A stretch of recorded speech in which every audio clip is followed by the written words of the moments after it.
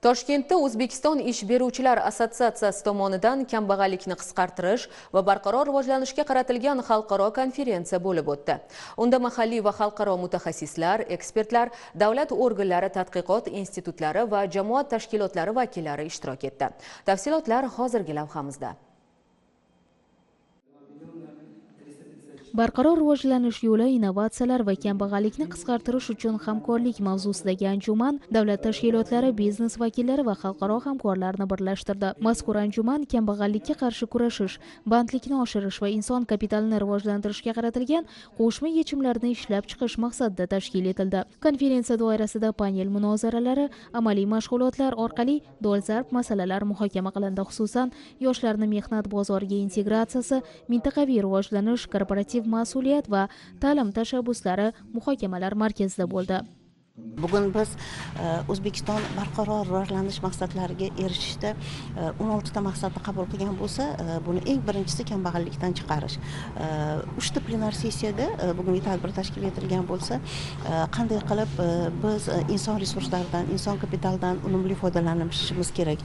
Ularni oliy ta'limga qavrovi, professional tayyorgarlik va ish o'rinlariga jalb qilish bo'yicha birinchi plenar sessiyada muhokamalar bo'layotgan bo'lsa, men o'zim qatnashadigan sessiyada biz aynan yoshlar, xotin-qizlarni ish o'rinlariga jalb qilish, inklyuziv sharoit yaratish va oliy ta'limdan keyin ularning oldida qanday muammo bor ishga joylashish bo'yicha va biz ularga moliyaviy resurslarni taqdim etganda ularning xabardorligi bormi?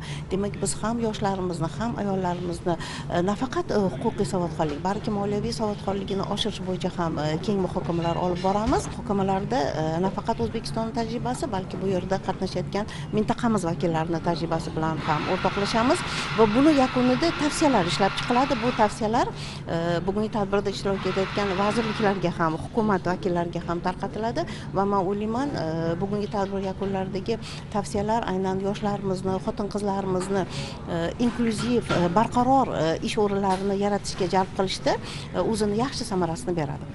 Tadbirda davlat tashkilotlari, biznes sektori vakillari, xalqaro hamkorlar, HR menejerlar va tahlilchilar faol ishtirok etdi. Tashkilotchilar konferensiyani davlat, biznes va fuqarolik jamiyati o'rtasidagi ochiq muloqot maydoniga aylantirilishini maqsad qilgani ta'kidlandi.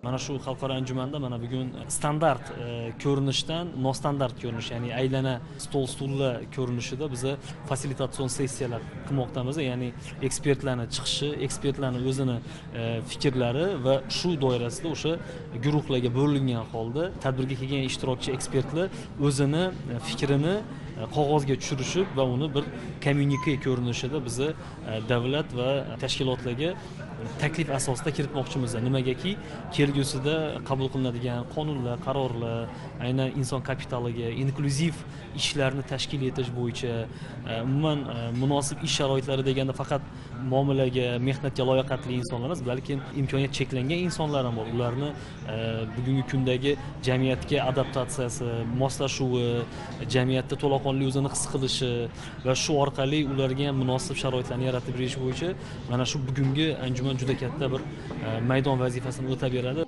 Anjuman yakunida 2030-yilgacha mo'ljallangan yo'l xaritasi ishlab chiqildi va maxsus rezolyutsiya qabul qilindi. Munizxon Majidova, Vasxol Mo'minov, Poytaxt.